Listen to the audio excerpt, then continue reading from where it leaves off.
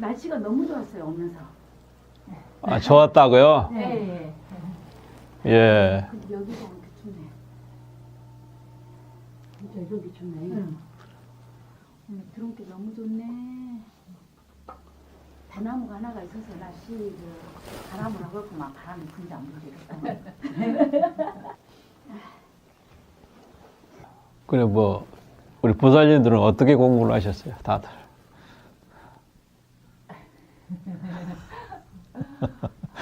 저는 공부는 안 하고요. 예. 마음으로요.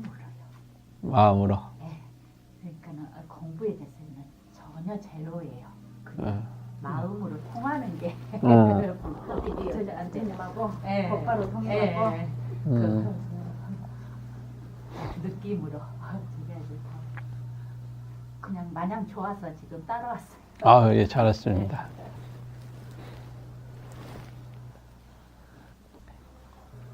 그러니까 이 어상천인데 여기가 물고기가 강물을 따라서 위로 올라서 가는 마지막 지점이 어상천이란 말이거든요.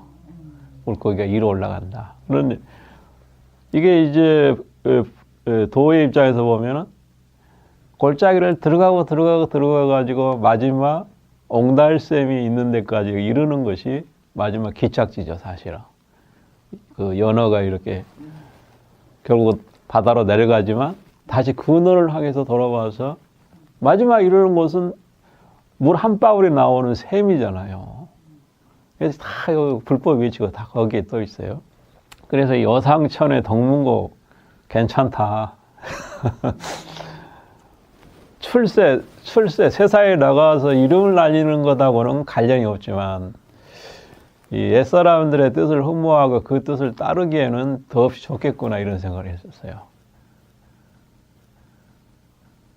이렇게 뭔가를 좀 알았을 때 가장 어려운 게 뭐냐면은, 한마디도 말로 뱉을 수가 없더라는 거. 그 이전에는 혓바닥이 실트였던 시절이 있었는데, 뭔가를 좀 알고 봤을 때는 마치 두 절벽 사이에 떨어져 있는 것처럼 입이 없었어요. 입이 없어서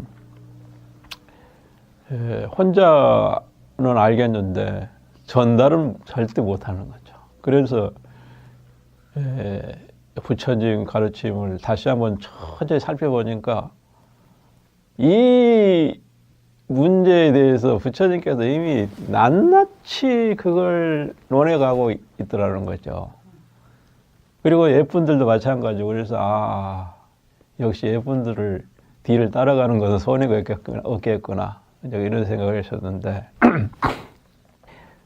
그러면서 이제 공부를 어느 정도 하면 그런 얘기가 있어요. 불법을 새로 공부한다. 서원에서도 그런 얘기가 있거든요. 다시 글자를 새로 배우고 익힌다 그랬거든요.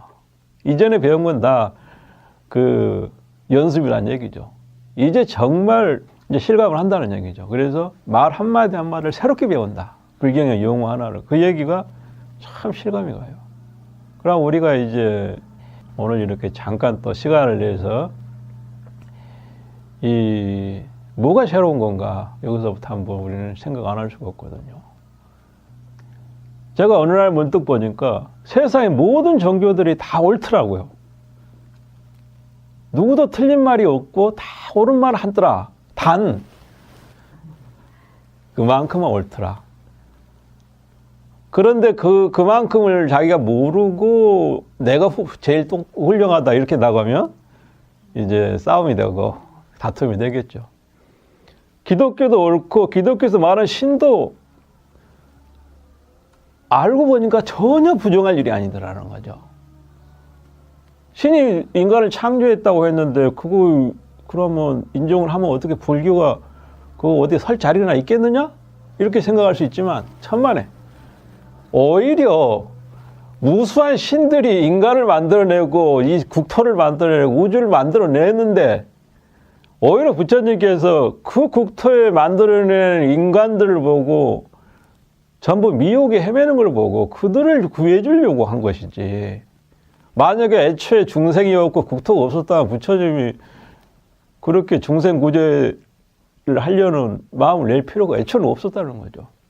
이게 굉장히 우주적인 얘기를 하고 있는 거거든요, 지금. 본래 이제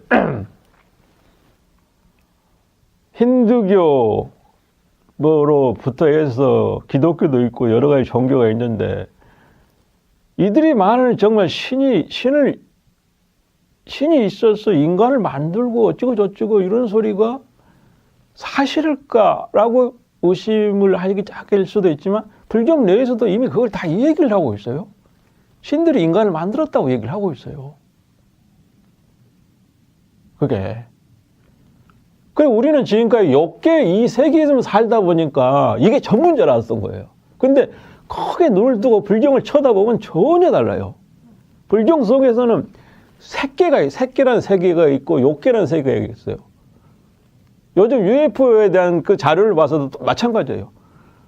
무수하게 자기들 세계를 와서 인간들한테 메시지를 주거든요. 근데 그 내용을 보면 왜 그것이 의미가 있냐 그러면 그 요즘 그 UFO에 대한 자료, 외계인의 자료 그들이 얘기하는 그 내용이 불경 내에 다 나와 있는 내용이라 이게. 여기에 깜짝 놀라는 거죠. 아, 이 세계 말고 또 다른 세계 존재하는구나. 명확하게 존재하는구나. 이런 걸 분명하게 깨닫게 되는데 그래서 이제 불교에서 보면은 그럼 이 세계를 누가 만들고 인간을 누가 만들었냐 이런 얘기를 할 때 기독교에서도 얘기하고 다 얘기하지만 불교에서도 마해수라, 범천왕 그리고 이제 파수왕이라고 하는데 이런 신들이 그런 인간을 만들어내고 또 인간을 도와주기도 하고 파괴하기도 하는 그러니까 창조하고 파괴하고 이 작업을 이들이 기독교나 힌두교에서 그런 소리를 계속 하잖아요. 이 작업을 한다는 거 이들이. 그럼 부처님께서는 그럼 왜 그렇게 하지 않고 그들이 하느냐. 불교에서는 딱 그 얘기를 하죠. 이 삼계가 생겨난 것은 업에 의해서 생겨난 것이지 업생이라고 그러죠. 이것이지 참된 진실한 마음으로 그것을 만들어낸 게 아니다. 꿈을 지어냈다는 얘기죠. 왜 부처님이 무슨 법문망상이 있어서 꿈을 지어내겠어요? 그러니까 부처님은 그것 안 해. 안 만들어내. 그런데 신들이 할 일이 없으니까, 쉽게 얘기하면. 심심하니까. 자기와 형상에 비슷하게 빚어내가지고 창조를 해내는 거예요. 자꾸 인간을 만들어내고 국토를 만들어내는 거죠. 관세음 보살님이 색자재 보살이라고 그러는데 색자재라는 게 뭐냐면은 색을 마음대로 자유자재로 변화시키고 굴릴 수 있다는 얘기거든요. 그래서 관자재 보살이 국토를 만들어내고 중생을 만들어내고 보살을 만들어내고 부처의 모습으로 자기가 하연을 해가지고 중생 앞에 나타나서 법을 설할 수도 있고 이런 게 관세음보살인데 그러니까 이와 같은 거죠. 이 자리를 이렇게 이 자복을 이렇게 누군가 가지고 만들어 가지고 이거 딱 펼쳐 놓으니까 다 이렇게 앉는 거잖아요. 그래 이 자리를 만들어내는 것이 다 관세음보살님이 자리를 만들어내는 거야. 또 이와 똑같은 이치라는 거죠. 그 자리를 만들어 놓고 또 사람을 다 앉혀놨잖아요. 그러니까 이 사람이 어디서 왔냐 이거예요. 관세음보살님은 원력에서 나온 것과 똑같은 이치라는 거지, 이치가. 그 이 방에 사람이 아무도 없었고 자복도 없었어. 그런데 어느 날 자복이 있어. 국토가 만들어지잖아요. 그럼 어느 날 앉아있어. 중생이 만들어지고 보살이 만들어지고 있는 셈이 되잖아요. 이 이치가 결국은 부정적인 의미에서는 신들이 인간을 만들어내는 이치와 똑같은 이치고 이 관세음보살님이 입장에서 이제 이렇게 여러 가지 세계와 이 인간을 만들어내는 그런 이치와 같다는 거죠. 이걸 가지고 불교에서는 색자재다, 세계자재하다 이렇게 표현하는데 이제 이 얘기를 하려는 게 아니고 오늘 얘기는 가장 쉽게 시작을 해서 이 불교가 결국은 추구하는 게 뭐고 무엇에서부터 시작하는 걸 그걸 명확하게 한번 정리를 해보자. 그리고 그거 안에 모든 게 다 들어있다는 걸 같이 한번 얘기해 보자는 거죠. 선에 대해서 공부를 했었지만 가장 하고 싶은 법문이 있다 그러면은, 그리고 또 오랫동안 연구를 해야 앞으로도 연구할 법문이 있다면 선과 악에 대한 개념이다 얘기하고 싶어요. 왜 이게 이렇게 중요할까? 기독교에서도 선과 악을 얘기하고 다른 데서도 선과 악을 얘기하는데 불교에서도 선과 악이 매우 중요한 주제거든요. 근데 다른 종교하고는 그 개념이 다를 수가 있어요. 이 선과 악이 불교에 어떻게 보면은 이 기초에서부터 완성까지 하면 거기서 관통하고 있는 내용이 선과 악의 개념이에요. 이 선과 악의 개념을 분명하게 이해를 못하면 불교의 우주관과 세계관조차도 이해하기가 어렵게 되는 거죠. 그러면 이 불교에서 이제 선과 악이라는 개념이 먼저 이해를 할 필요가 있는 것이, 애초에 서원이라고 하는 것은 지극한 궁극의 서원이라고 하는 불교에서는 부처의 깨달음 세계를 얘기하는 거예요. 깨달음 그 자체가 서원이에요. 최고의 서원인 거예요. 그러면 그거의 반대가 악이 되는 거죠.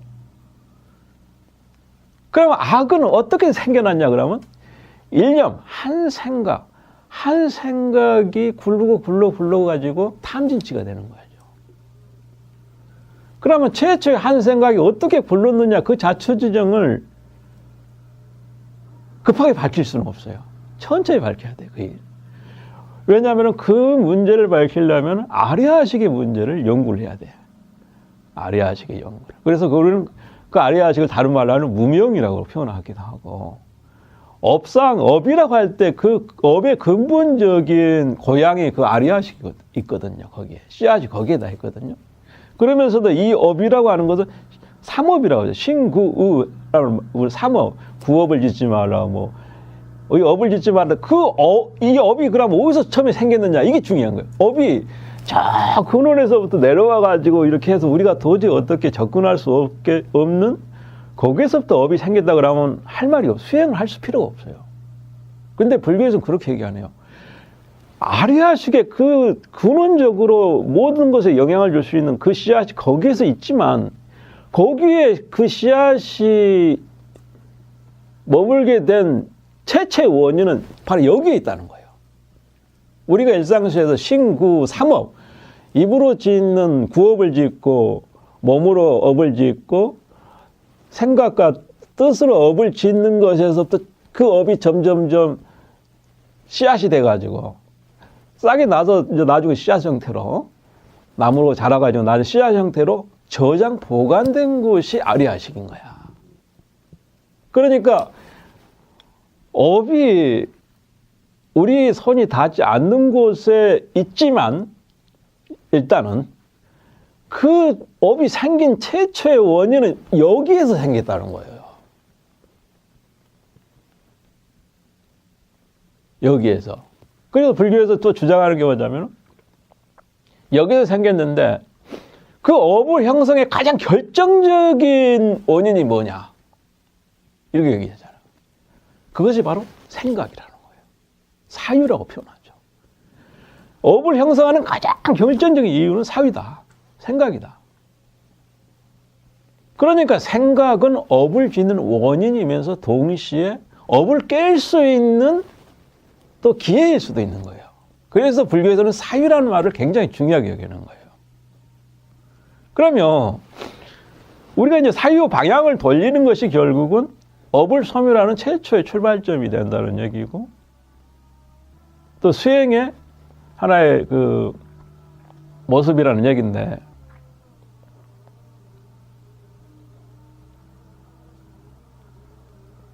그러면 우리는 뭘 사유를 해야 될 건가를 처음에 했을 때 아까 말한 것들은 선과 악의 개념을 우리는 이해를 할 필요가 있어요.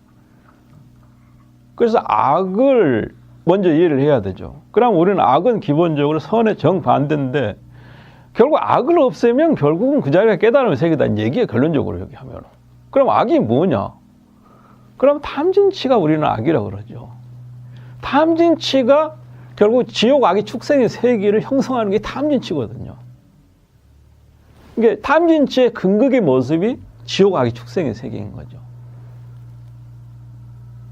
지옥의 세계에서 표현한 기세경 같은 경우 보면은 지옥이라는 세계는 그 고통이 끊임없이 있는데 죽으면 또 죽어버리면 될 것 같은데 못 죽는다는 거죠. 이게 지옥이라는 거죠. 죽는 것조차도 마음대로 할 수가 없는 것이 지옥이라는 거죠. 그래서 그 고통을 끊임없이 받는 것인데 그럼 왜 그 고통에서 벗어나지 못하냐 그러면은 그 고통이 육체적인 고통이 아니라 보다 높은 차원에서 일어나는 고통이기 때문에 이거를 풀지를 못하는 거예요. 그러니까 욕계가 아니라 색계, 무색계 차원에서 일어나는 고통인 거야. 이게 그 무색계 차원에서 지 스스로 육체에 대한 집착을 한다고 합시다. 그러면 무색계에 머물렀지만 육체에 대한 집착을 한 만큼 그 어떤 곳으로도 그 육체를 깰 수가 없는 거죠.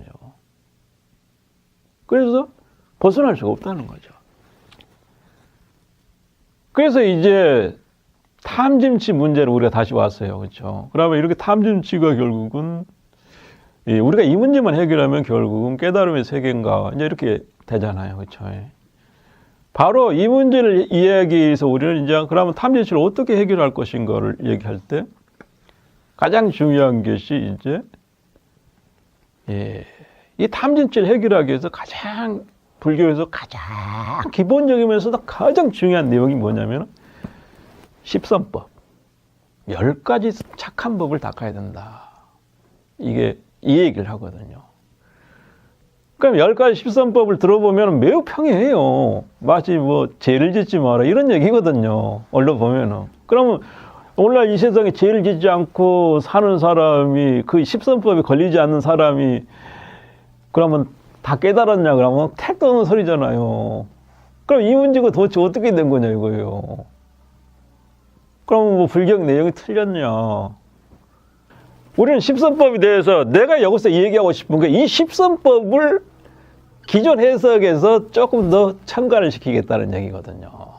여기서부터 이해를 하게 되면 이 십선법 도리 속에 결국은 모든 것에 그 길로 갈 수 있는 그 포인트가 여기에 있구나 걸 깨닫는다는 거죠. 십선법을 깨달으면 근본적으로 십선법을 잘 닦으면 천상계 태어나는 거거든요. 세계가 얼마나 아름다운 세계는 아미타기 보면 나오는 거예요. 우리 먹자. 그럴게요. 그렇잖아요. 네, 목적을 세워놓고 사는. 예. 그러면 이제 우리가 십선법을 한번 다시 봅시다. 첫째가 뭡니까? 살인하지 말아잖아요. 살인이란 말을 잘 이해할 필요가 있거든요.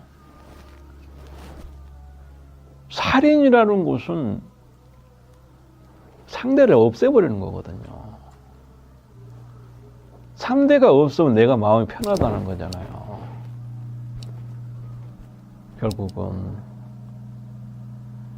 결국은 자기를 그건 긍정하면서 상대방을 부정하는 거죠. 그러니까 이 얘기는 엄연히 하면서 나만 살고 니는 죽어라는 얘기죠.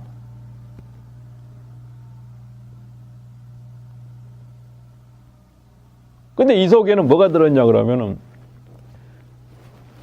삼남한사 모든 것은 삼계가 다 공하지만 나 혼자는 공하지 않다는 얘기야 이게. 내가 마주한 모든 건 공한데 나는 안 공하다는 거예요. 나만 실체다는 얘기죠. 그 개념 속에는 그게 들어있는 거예요. 그래서 살인을 임쌓는다는 것은 묘한 거죠. 세상을 다 날려버리고 자기 혼자 어떻게 실체고 진실이고 참이다 이렇게 주장하는 견해를 갖는 거죠. 우리 사회에서도 울잖아요. 살인 좋아하는 사람은 다 자기를 유지하고 지키기 위해서 다 죽이고 제거해버리잖아요. 진리의 세계에서 역시 모두를 죽이고 자기 혼자 산다는 것은 결국은 이제 의식, 심의식으로 표현하지만 이 의식, 마음, 이거 외에는 전부 가짜다. 그리고 마음만이 진실이다. 이렇게 받아들이는 견해가 갖고 있는 거죠. 이 속에는.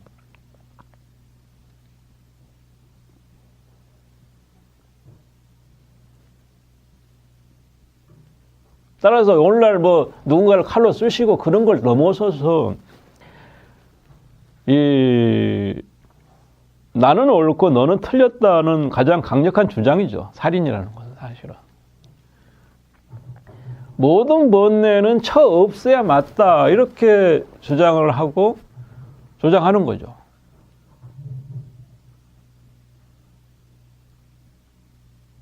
그런데 그러면 자기 자신도 처 없애야 맞는데 그렇게 못하죠.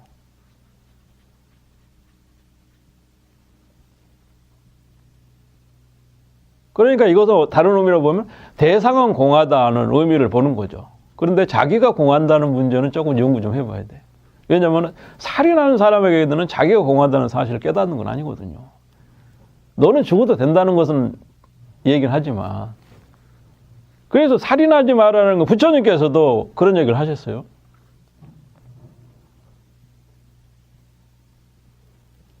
나는 내가 보살행을 행하면서 살생을 한 적이 없다 그랬거든요. 왜 안 했을까?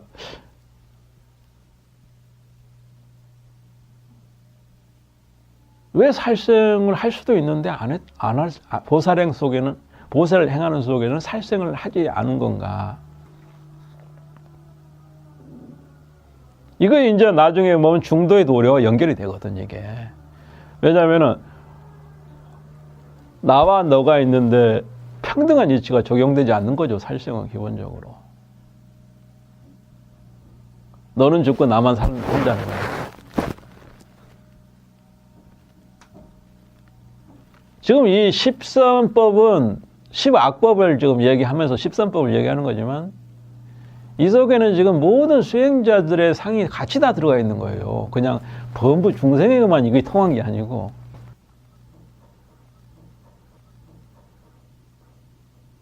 도둑질하지 마라 그러죠. 두 번째는 걸 도둑질하지 마라 그러죠. 이게 뭘 관련이냐 그러면 단순히 도둑질하지 않는 건 좋아요. 그런데 수행자가 입장에서 보면은 모든 것을 끊고 가는 사람이 있어요. 끊고 다 이것도 아니다 다 끊고 갔는데 나중에 딱 가서 자기가 서 있는 자리에 딱 서서 보니까 길이 없어. 왜? 다 없애버렸으니까. 이게 살인의 연장이죠. 지금까지 다 죽여버려가지고 길이 없어요. 그러면 어떻게 해야 되냐면 이 사람은 그 길을 훔쳐야 돼요. 다른 데서. 그러니까 몸뚱아리가 없어진 상태에서 몸뚱아리를 빌려야 되는 거야. 남한테 빌려야 되는데 그걸 훔치게 되는 거죠. 이게 이제 수행자 입장에서는 이 인가를 깨버려서 인가가 필요할 때 자기 물건이 없으니까 남의 걸 그 인가법을 쓴다는 얘기거든요.